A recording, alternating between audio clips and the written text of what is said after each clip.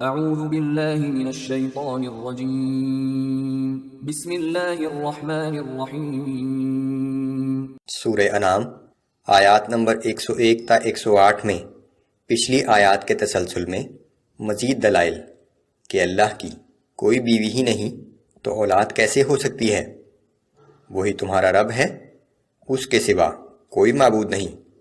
رسول اللہ صلی اللہ علیہ وآلہ وسلم کو تلقین کہ آپ وحی کی پیروی کریں اور مشرکوں کو ان کے حال پر چھوڑ دیں۔ مسلمانوں کو تلقین کہ ان کے بتوں کو گالی نہ دو، وگرنہ یہ لوگ جواب میں اللہ کو گالیاں دینے لگیں گے۔ اعوذ باللہ من الشیطان الرجیم بدیع السماوات والارض، وہی آسمانوں اور زمین کو پہلی دفعہ عدم سے وجود میں لایا۔ انا یکون له ولد ولم تکن له صاحبہ وخلق كل شيء وهو بكل شيء عليم۔ اس کی کوئی اولاد کیسے ہو سکتی ہے جبکہ اس کی کوئی بیوی ہی نہیں؟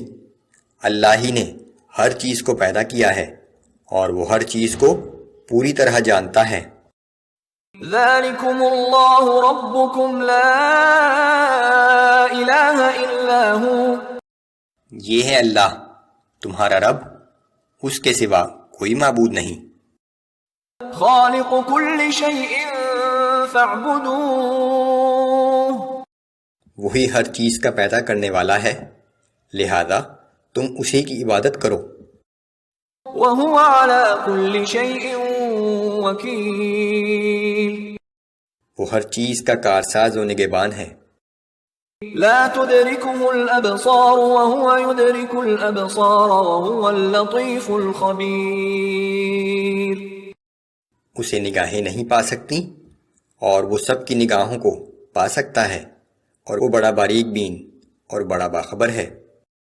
قد جاءکم بصائر من ربکم، بے شک تمہارے پاس تمہارے رب کی جانب سے بصیرت افروز دلائل آ چکے ہیں۔ فمن ابصر فلنفسه ومن عمی فعلیہا، پھر جس نے ان دلائل کو دیکھ کر سمجھ لیا تو اس کا اپنا ہی بھلا ہے، جو اندھا بنا رہے گا تو اس کا نقصان بھی وہ خود ہی اٹھائے گا۔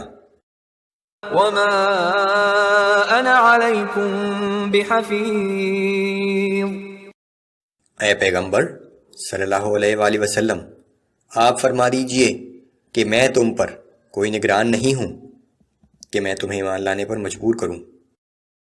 وَكَذَلِكَ نُصَرِّفُ الْآيَاتِ وَلِيَقُولُوا دَرَسْتَ وَلِنُبَيِّنَهُ لِقَوْمٍ يَعْلَمُونَ، اور اسی طرح ہم مختلف پہلوؤں سے دلائل کو بیان کرتے ہیں تاکہ منکرین پر حجت قائم ہو جائے اور وہ بول اٹھیں کہ یہ کلام تو آپ نے کسی سے سیکھا ہے، اور اس لیے بھی کہ ہم اس قرآن کو ان لوگوں کے لیے واضح کر دیں جو علم رکھتے ہیں۔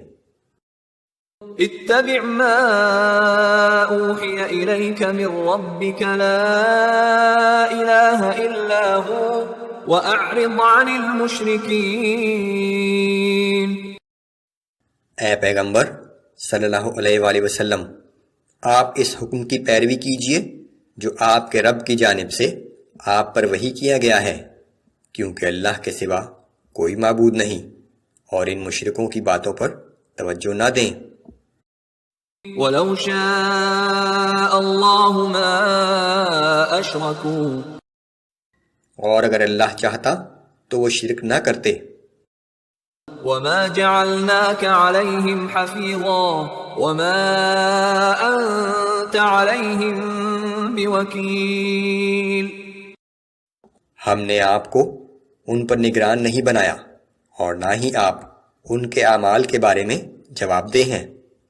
یہ زندگی امتحان ہے، ہر انسان کو اختیار دیا گیا ہے کہ خواہ اللہ کی اطاعت کرے خواہ گمراہی کا راستہ اختیار کر لے، پھر قیامت کے دن اس کے اعمال کی بنیاد پر ہمیشہ ہمیشہ کے لیے جنت یا جہنم میں رہائش کا فیصلہ کیا جائے گا۔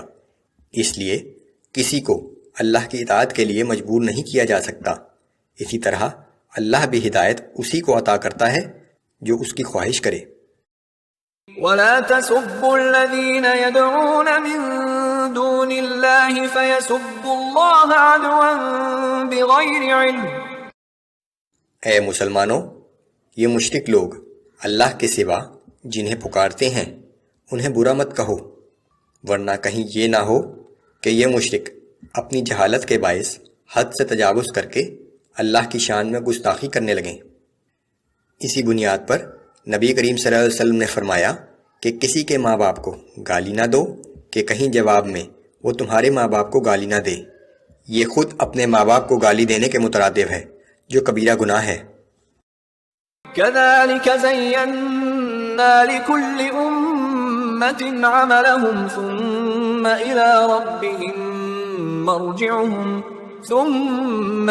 ربهم مرجعهم فينبئهم بما كانوا يعملون۔ ہم نے اسی طرح ہر گروہ کے اعمال ان کی نگاہ میں خوشنما بنا دیے ہیں، پھر ان سب کو اللہ ہی کی بارگاہ میں واپس جانا ہے، پھر وہ ان کے کیے ہوئے اعمال ان کے سامنے رکھ دے گا۔